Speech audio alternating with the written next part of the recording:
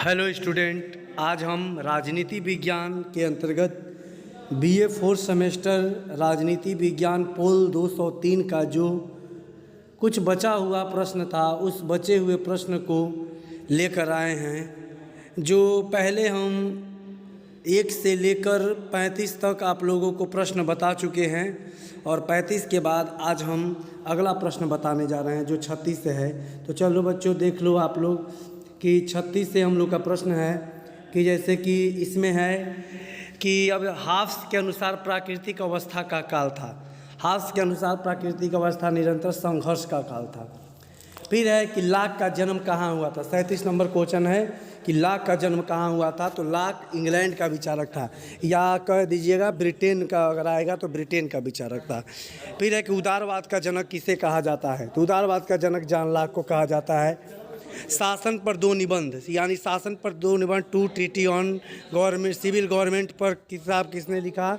तो जॉन लाक। देखिए बच्चों, जॉन लाक का किताब ये इतना महत्वपूर्ण है क्योंकि इसी में उसने अपना राजनीतिक विचार दिया था। ठीक है बच्चों, और सामाजिक समझौता इसी में कराया था। लाक के अनुसार प्राकृतिक अवस्था कैसी थी। लाक के अनुसार प्राकृतिक अवस्था शांतिपूर्ण और सहयोग की थी बच्चों। ठीक है, जैसे कि हाफ्स बोला था कि निरंतर संघर्ष की थी, देखिए यहाँ पर, वैसे ही ये क्या बोला है कि शांतिपूर्ण और सहयोग का था। ठीक है बच्चों, अगला है कि 41 नंबर क्वेश्चन है कि लाक के अनुसार मानव स्वभाव कैसा था।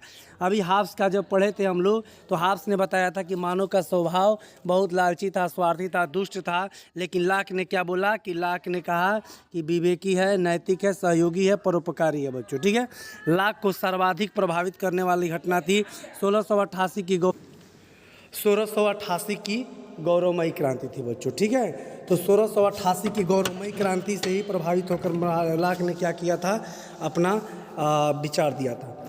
फिर है कि लाक की प्राकृतिक अवस्था में कितने अधिकार प्राप्त हैं। तो लाक के प्राकृतिक अवस्था 3 बताया, संपत्ति, स्वतंत्रता, जीवन के अधिकार की बात करता है। ठीक है, किस विचारक ने सीमित और उत्तरदायी सरकार की कल्पना की। तो जॉन लाक। लाक किस प्रकार की शासन का समर्थन करता है। तो संवैधानिक राजतंत्र का। ठीक है बच्चों, उसके बाद है लाक ने कितने समझौते कराए। लाक ने 2 समझौता कराया था। हाफ्स 1 कराया था, लाक 2।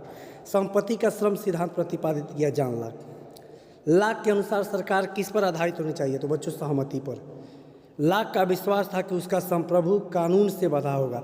हाफ्स का संप्रभु कानून से नहीं बंधा था। हाफ्स का संप्रभु जो राजा था वो निरंकुश था, लेकिन लाक का निरंकुश नहीं था, वो कानून में बंधा हुआ था। फिर किसने कहा जहाँ कानून नहीं हुआ स्वतंत्रता नहीं। जॉन लाक। ठीक है, रूसो कहाँ का निवासी था। देखिए, रूसो फ्रांस का निवासी था। बार बार ये प्रश्न पूछता है कि रूसो कहाँ का। तो रूसो निवासी था फ्रांस का, जन्म स्विट्जरलैंड में हुआ था। तो निवासी ही पूछता है ज़्यादातर। द सोशल कॉन्ट्रैक्ट पुस्तक किसने लिखा। तो सोशल कॉन्ट्रैक्ट जे रूसो ने लिखा था। एमिल पुस्तक किसने लिया। ये भी रूसो ने ही लिखा था। सामान्य इच्छा का सिद्धांत किसने दिया। सामान्य इच्छा जे रूसो ने दिया था।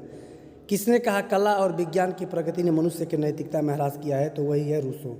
ठीक है, किसने कहा मनुष्य स्वतंत्र जन्म लेता है परंतु वह बेड़ियों से जकड़ा रहता है। ये भी रूसो ने कहा था बच्चों। ठीक है, किसने प्राकृतिक अवस्था के लिए आदर्श बर्बर शब्द का प्रयोग। आदर्श प्राकृतिक अवस्था हाफ्स वाली क्या थी, निरंतर संघर्ष की थी। लाक वाली सहयोग की थी। इसका क्या था, आदर्श बर्बर शब्द प्रयोग किया। आदर्श बर्बर का मतलब होता है कि जैसे कि उसे किसी से मतलब नहीं है, प्रकृति ने जैसे भेजा है वैसे ही मतलब है। रूसो किस प्रकार की संप्रभुता की बात करता है। लोकप्रिय संप्रभुता। जानते ही हैं कि ये प्रत्यक्ष प्रजातंत्र का रूसो जनक था, इसीलिए जनता का संप्रभुता की बात करता है।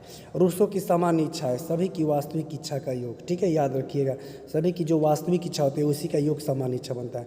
रूसो ने नारा दिया प्रकृति की ओर लौटो। सबसे प्रसिद्ध यही है चीज़ उसके लिए कि रूसो का नारा है प्रकृति की ओर लौटो। ठीक है, किसने प्रत्यक्ष प्रजातंत्र, देखिए यहाँ आ भी गया प्रत्यक्ष प्रजातंत्र। आज हम लोग यहाँ प्रत्यक्ष प्रजातंत्र की बात करते हैं ना, इस प्रत्यक्ष प्रजातंत्र का जनक रूसो है। मनुष्य एक उदात्त वन्य जीव था।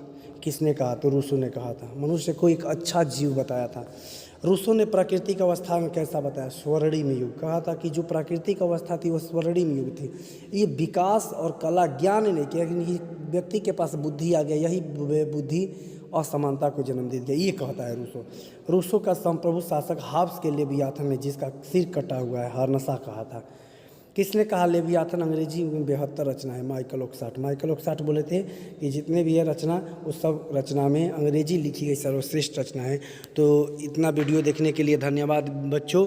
जो आप लोग का ये बचा हुआ प्रश्न था वही बचा हुआ प्रश्न का आंसर था। इसको BA 4 सेमेस्टर राजनीति विज्ञान वाले सभी लोग इसको पढ़ ले। धन्यवाद।